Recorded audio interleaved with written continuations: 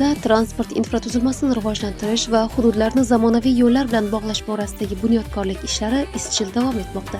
Buxoro viloyati avtomobil yo'llari bosh boshqarmasi tarkibidagi G'ijduvon tuman yo'llardan foydalanish korxonasi davlat muassasasi tomonidan tabiiy ofat oqibatlarini bartaraf etish dasturi doirasida davlat ahamiyatidagi D67 Zarafshon trakt avtomobil yo'lining 258-268 kilometr oralig'ida ta'mirlash ishlari boshlandi.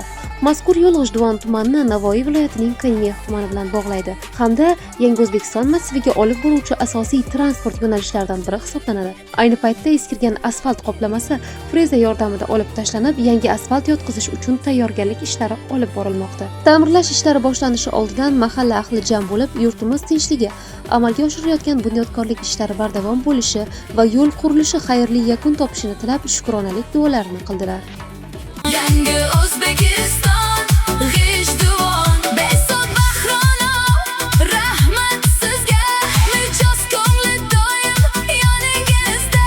Damas ham, bir xonali ham bor, sovg'a bo'lar, baxtli bir bahor.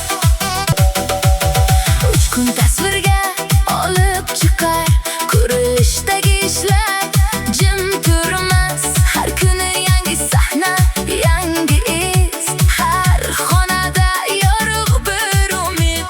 Xonadon xarid qilganlar uchun aksiyalar tugamas, yurakda gul. BBS Holding, nurli kelajak sari.